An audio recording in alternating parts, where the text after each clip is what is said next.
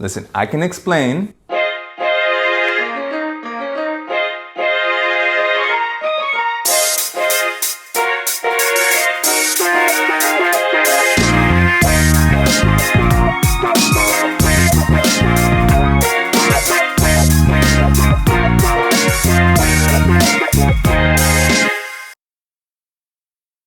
Hi everyone and welcome to Shaluso, and yes, today we're talking about the latest releases from Omega.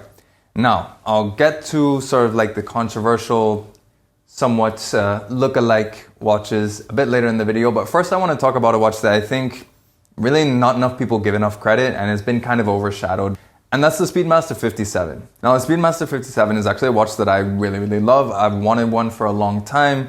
I actually originally got my Tudor Black Bay Chrono because it kind of looked like the 57. There's a whole video on that.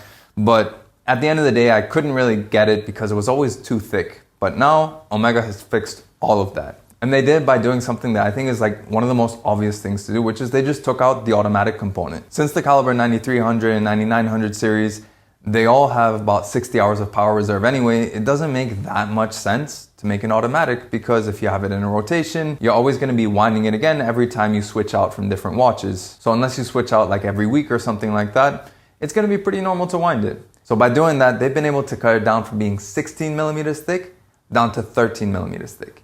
And that makes a huge world of a difference, especially when you consider getting it under your cuff. And when you consider the fact that if you look at this movement, it also looks much nicer. It has this beautiful 3/4 plate on it with the radiating arabesque Côte de Genève that radiate outwards from the escapement. Apart from that, it's pretty similar to what we saw in the chronoscope from last year. So you're looking at a METAS certified anti-magnetic movement with 60 hours power reserve. This does have the jumping hour function or the time zone function, as well as of course a column wheel chronograph with a vertical clutch. Another big highlight about this new introduction is the different colors that they use. They have, of course, a standard black dial, which has the age 14 around the indices, and a sandwich style dial. However, they've also introduced a blue, a green, which looks really nice, and a red, which I think looks amazing.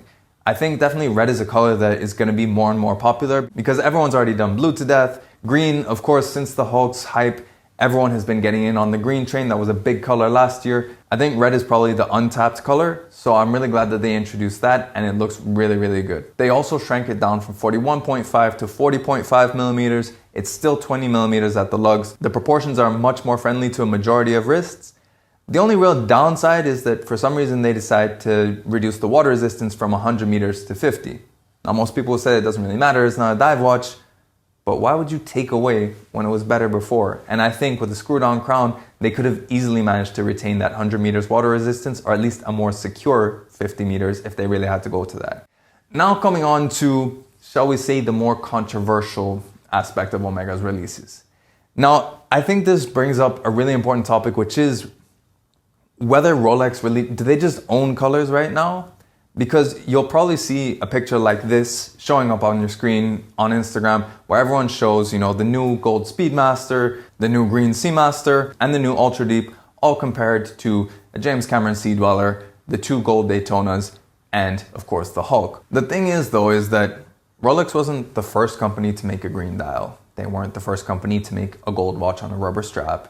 They weren't the first company to come up with a gradient dial. And if you put all of these in black and white, you'll see that they're all really different looking watches. But everyone seems to want to jump on the hate train to say that they copied Rolex and all that, when at the end of the day, these are very different watches that just happen to use the same colors. But it's an interesting question because if you think about something like the Pepsi, if you look at any GMT that uses those colors, inevitably there's the comparison and they say that, you know, it's lifting off of Rolex, even if they try and make it look completely different. If you think of something like the Tag Heuer Aqua Racer, for example, that is a watch that looks completely different from a GMT Master. But because it uses the blue and red, everyone says, oh, it's just copying the Pepsi. And I don't think that's really fair, but at the same time, it's like inviting that comparison. And while I don't think that Omega should get as much shit for using the same or similar colorways, because at the end of the day, I don't think any brand particularly owns a color. Even if you look past all of that, for me, my bigger issue is that they missed an opportunity to just use colors that Rolex won't use. You know, on the Seamaster, they didn't really need a green one because they already have blue, which Rolex doesn't even touch unless you're getting into white gold. Similar sort of thing for those moon watches. I love the fact that they used a red bezel on the Moonshine Gold moon watch a few years ago. I see no reason why they couldn't have just put the rubber strap on that and called that a day, for example. Or maybe done something like a blue and yellow gold Speedmaster, because in that sense, Rolex doesn't really do blue and gold for the Daytona. It sort of is a way to avoid those comparisons and go where Rolex doesn't. The best example of this, in my view, is the Planet Ocean GMT, because they didn't even bother going for, the black and blue or the red and blue. Instead, they went for black and white. It's like an Oreo cookie GMT. And that is something that Rolex probably will never do. They have never done. It just avoids those comparisons. And also it takes advantage of the one thing that Rolex can't do, which is, for better or worse, they can't experiment. They very rarely do. So I think more than anything, it's the missed opportunity of experimenting in colorways that Rolex, or very few other brands for that matter, don't really delve in. And that brings it back to that Speedmaster 57. Because that red looks amazing. It's a color that's very rarely used. It's not a bandwagon color. And that's why I think it is kind of unfair that the 57 was overshadowed, because it's a great looking watch. It's a great improvement on what was already a good watch. And it experiments with colors in a way that these other ones don't really do. They're still very safe, borderline bandwagon-y colorways that I think don't really do the watches justice and don't really do justice to Omega as a company that can and has experimented quite a lot in the past. But in any case, let me know in the comments below, what do you think about these new releases? Which one is your favorite? And do you think that it's right that a lot of people tend to sort of jump to that conclusion that if it's the same colors as a Rolex, that's some sort of like violation or lack of creativity, especially when we're talking about watches that design-wise actually look completely different? I'd love to know your thoughts in the comments below.